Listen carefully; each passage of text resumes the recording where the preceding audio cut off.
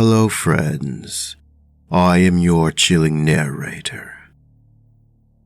You can call me Midnight Chills. I've been scouring the internet for spine-chilling tales to keep you up at night. So turn off the lights, listen to my voice, and chill.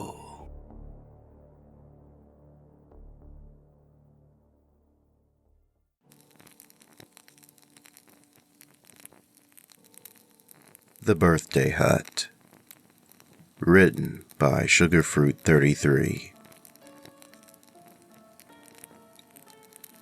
For as long as I can remember, I've visited the birthday hut. Every year on my birthday, when my parents go to sleep, I'd peek out my window, my eyes locked on the backyard grass. Waiting excitedly, my heart would skip with each blink, when suddenly, there it was. Its roof was made of layered straw, its walls wooden, and through a glassless window glowed a warm orange light. My eyes would open as it appeared from thin air.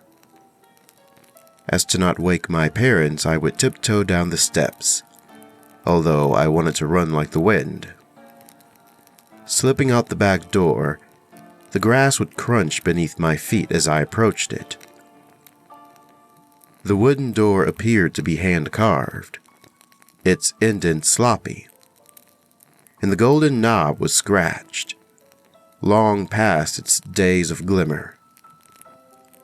It screeched as I turned it, the door creaking as it opened. The warm, comforting air wrapped around me like a hug as I stood in the doorway. In the middle of the room was a small wooden table with matching chairs for two. Towards the back of the room was a crackling fire that illuminated the hut. Over a wooden counter stood tiny wooden jars that contained treats, ones that I would be allowed to eat each birthday. But my gift was always the best of all. And finally, dangling from the ceiling by his tail, was the birthday monster. "Hello," he chirped in a deep, comforting voice. After swinging like a monkey, he dropped to the ground, the impact sending a slight shake throughout the hut. His fur was short and ashy brown, covering his whole body and outlining his head. With his height, he'd tower above me, looking down on me with piercing yellow eyes, his pupils thin and sharp like a cat. When he'd see me walk in, he'd stretch a big, wide, toothy smile. But even with all of this, I never felt threatened. He was like a gentle giant. "Happy birthday!" he exclaimed, wrapping his soft body around me. I'd bury my face into his fur as he'd run his claws through my hair. "How was your day? Did you get everything you wanted?" I nodded, looking up at him with a cheeky smile. "Wrong answer," he smirked. I furrowed my brow, tilting my head. "You haven't gotten everything you wanted because you haven't got my gift yet," he winked. I giggled as he walked over to the table, signaling for me to come sit across from him. Although he only came for my birthday, he was always interested in the other 364 days of my life. I'd tell him about my home life, school, my friends, whatever was on my mind and whatever he missed. It always felt like catching up with an old friend. "Have you ever gone to school?" I asked. He shook his head, his fur waving. So, in the human world, we have elementary school, middle school, and high school. They're pretty big transitions, and since I'm moving on to high school, it's all kind of catching up to me. What is? The fact that I'm getting older, and I'm going to be shoved out of my comfort zone with no control. And when high school is over, then college, then... God, I don't even know. I sighed as I looked away, the anxious thoughts rushing in like a tidal wave. Who says you have to? I turned to him, my brows furrowing. My parents? I chuckled awkwardly. Why do you have to grow up? What's so bad about not doing it? Well, I mean, I guess you have a point, but that's just not how it is. And there's nothing I can do about that. It's what scares me the most. Then don't grow up. I scoffed under my breath, turning away. You don't get it. He stood up and walked towards me. I looked up at him as he laid his hand on my shoulder. You know what's best for you, so reach for it. Maybe I don't know what's best for me. He leaned down, our eyes leveled. Don't ever question what you know about yourself. Nobody knows you better than yourself. I sighed, averting his gaze. As comforting as he could be, a lot of his words just went in one ear and out the other. Do you want a cookie to make you feel better? I'm good. He frowned as he struggled to fix my frustration. What if you didn't have to grow up? Are you not listening to me? Wait, let me finish. What if you didn't have to grow up because there'd be no reason to? Nobody to make you do it. Sounds like a nice pipe dream. I can make it a reality. I perked my head up, my brow raised. Stay with me. My heart skipped a beat at the offer. Like, forever. My anxious gaze shifted around. My words caught on the knot in my throat. Yes, forever. I don't know. I appreciate it, but we can eat treats and never grow old together. As he continued to apply pressure, my heart pounded harder. Look, I'm sorry, but I don't think I can do that.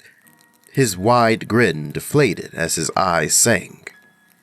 You don't want to stay with me? It's not that. I like my life. A little fear doesn't want to make me leave. With his tail dragging across the ground, he walked over to the counter and opened a drawer. From it, he pulled out a leather notebook and a pen. If you won't stay with me, I want you to at least feel like you can still talk to me whenever. He smiled weakly as he handed me the journal. Taking it from him, I grazed its cover with my thumb. You can write down whatever scares you, whatever excites you, whatever you'd like to tell me on days I'm not here. I looked up at him, smiling warmly. I stood up and threw my arms around him, his warmth radiating against my skin. Thank you. Of course. With his arms wrapped around me, his lips parted to speak. And about my offer, I'd like it if you reconsidered it next year, right in time to avoid that nasty high school. Suddenly, before I could answer, his grip around me tightened. But not in an embracing way. In a way that would paralyze me if he had gone any tighter. I will, I squeezed out. Perfect. His grip instantly loosened. Pulling away, I forced a smile up at him. I should go. Already? He frowned. Yeah, I'm sorry. My mom almost caught me last time. Don't want her to worry." I laughed awkwardly as I scratched the back of my head. "All right. I hope you had a good birthday." He stared down at me, the smile on his face and the solemn in his eyes clashing. "I did," I smiled weakly. With one last hug, he then watched as I walked out the door. As I gently closed it behind me, my expression twisted as a nausea brewed in my stomach. I had never felt like I had to cautiously look behind me after saying goodbye to him, yet I found myself running back to my door as fast as possible. That was on my 14th birthday, and on the days leading to my 15th birthday, I decided that I was too old for him. I remember kneeling by my window, once again peeking out. But I felt different this time. I wasn't waiting in anticipation. I was waiting with a dread that hung over me like the darkest cloud. I knew he'd be there waiting for my answer. Even after a year, I never stopped thinking about his offer. But I just couldn't accept it. To live with him forever? How could I just leave my parents like that? My friends, my life? It was too much pressure, and I felt like it was time to distance myself. Then, there it was again, with its warm glow from the window pouring into the grass. But this time, I didn't run downstairs. This time, I hid. I dropped away from my window as fast as possible, hoping he hadn't seen me. I never felt threatened by him until that night, his crushing grip on my back. For the first time, I imagined him possibly coming into my house instead, where he'd find an inkless journal sitting in the dusty drawer. In the 15 years of my life at that moment, I had never skipped out on going to the birthday hut. But I decided it would now be never again. With a racing heart, I attempted to sleep, my booming thoughts keeping me awake. Eventually, I drifted off to sleep. Upon waking up the next morning, the first thing I checked for was to see if he was gone. Like every morning after, the hut magically vanished. Sighing with relief, I slumped in my bed. "Nicholas," my mom said as she opened the door. I lifted my head as she walked in. "I told you to stop ordering things with my card." "I didn't." I furrowed my brows in confusion. "I'm not mad. Just don't lie to me. And don't do it again." She tossed a box onto my bed before shutting the door. I stared at it as it laid by my feet. It was wrapped with brown paper and a string of yarn tying it together.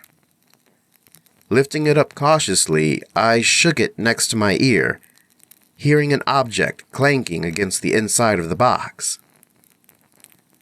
I carefully untied the yarn, then tore through the paper. Under the wrapping was a plain box with a top. Upon lifting it, I first noticed a note. In chicken scratch handwriting, it read, "I'm sorry I missed you this year. I hope you're feeling well. Here's something to have on the birthdays that I'll miss." Under the note was a little knitted toy. As I lifted it, my stomach sank as I realized it was a miniature version of him. I tilted my head as I turned it around in my grip, observing its details. It would have been cute if it hadn't felt so bizarrely menacing. Trying to shrug it off, I left it next to the untouched journal, leaving it to the dust bunnies. Next year, on my 16th birthday, I skipped out on him again. This time, I wasn't even there to peek out my window, as I had slept over at a friend's house. After getting dropped off the next day, I was met with a package at my front door. It was identical to the one I had received last year. After greeting my mom, I snuck it upstairs and quietly opened it. Inside was a note that read, "Missed you again? Well, I hope 3 times the charm so I can see you next year. But if you can't, here's something that can hopefully keep us in touch." In the box lay a small walkie-talkie. Its yellow paint was lightly coated with dirt, as if it had been dug up. Something about it disturbed me even more than the last gift. The thought of it being a direct connection to him, even on a regular day. And the possibility of him suddenly speaking through it sent a shiver down my spine. Receiving that gift was one of the first times I ever really thought about where he would go after my birthday. I never thought to ask, but I didn't want the answer, and I didn't want the radio either. So along with everything else, I dumped it into my drawer. On the night of my 15th birthday, I came home late from dinner. As I undressed in my bedroom, the sound of a muffled voice sent a shock through my body. I slowly turned to my drawer where I heard him speaking through static. I couldn't fully understand it from outside the drawer, but I was too unnerved to retrieve it. After unfreezing myself, I opened the drawer. "Are you there? Nick, are you coming? Are you coming?" My gaze shifted towards the window, my body slightly trembling as I imagined him sitting there with the walkie-talkie in his hand, begging for me to come. It felt obsessive and continued to crawl under my skin. "Are you coming? Are you there? Can you answer? Are you coming?" The questions rang in my ear. They felt piercing. I quickly grabbed the radio, pried off the back, and ripped out the batteries. His voice instantly evaporated to silence, the only noise being my pounding heart in my ears. After slipping my shaking body under the covers, I thought about burning all of the gifts. I don't know why I had even kept them. I think a part of me was worried he'd somehow find it. I've never seen him outside of the hut, but sending gifts showed me that he was capable of more than I thought. The next morning, I received another gift. At this point, I just wanted to toss it in the trash, but I felt compelled to keep opening them, as if he was watching me at all times. If he got a walkie-talkie, who's to say he didn't get cameras? My hands trembled as I tore the paper, swallowing the knot in my throat. As always, a note sat on top. "Guess 3 times wasn't the charm. It's been so long. I miss you. I want to hear about your life. And I want you to stay with me. Hopefully this piece of me makes you reconsider next year." As I lifted up the note, my eyes widened. I immediately dropped the box, watching the bloody teeth clank against each other. I stared down at them in horror as my body froze. They were sharp and jagged, appearing to have been vigorously torn out with strands of flesh still attached. I clenched my teeth as the urge to puke grew. Unable to look at them any longer, I quickly crammed the top back on and tossed it into my garbage can, along with the other gifts I had received from him.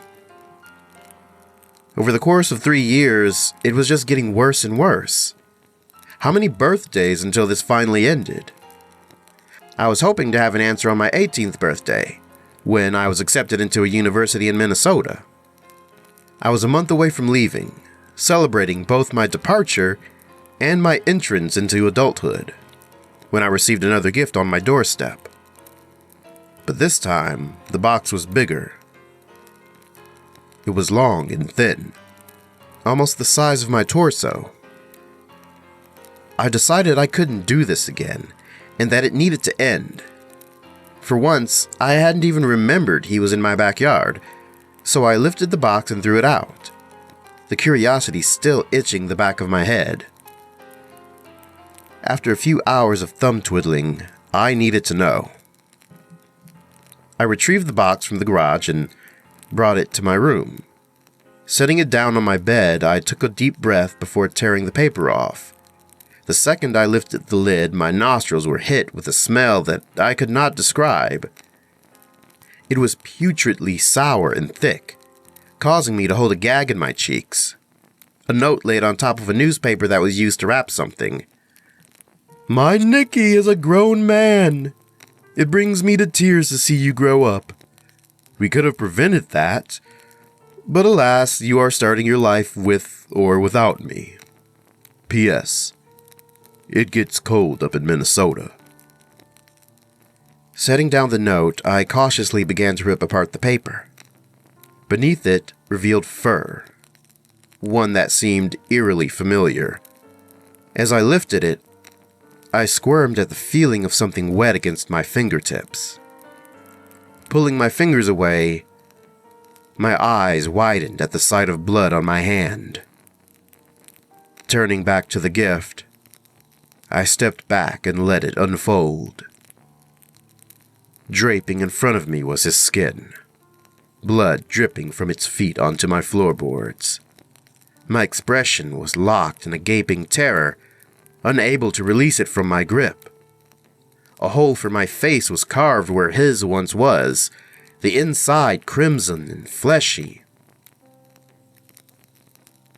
With puke rushing up my throat, I dropped it and collapsed to my knees. I grabbed my garbage can and unloaded into it, the smell still lurking in my nasal passages. I regretted opening it so badly. I should have just left it in the trash. A month later, I was finally leaving for college, and I'd never be looking through that bedroom window again. Once upon a time, that would have been a sad thought, but now, it was a relieving one. I finally felt safe. On my drive up there, I thought about if he'd still be in my backyard, waiting for the birthday that I spend at home, or if he'd be in another child's backyard, hoping to spend eternity with them instead. All I knew was that I'd never see him again. I spent my 19th birthday with a belly full of tequila and some marijuana in my lungs. After stumbling back to my dorm room, I stood at the foot of my bed, ready to collapse onto it. Suddenly, as my body was diving towards comfort, I noticed something in the blur of my vision. I lifted myself up, my arms wobbly. With heavy eyelids, I peeked out my window, which had a clear view of the street. And what I saw was someone that getting crossed couldn't even conjure up. The birthday monster stood under a flickering streetlight, glaring directly through my window. His bare skin was bright red and clumpy, purple veins running throughout. His tail, like the one of a rat, was plopped onto the pavement.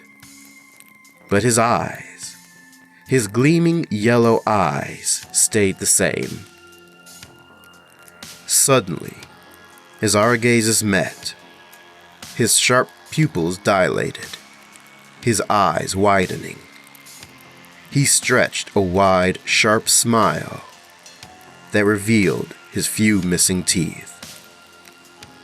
"Happy birthday," he slowly mouthed.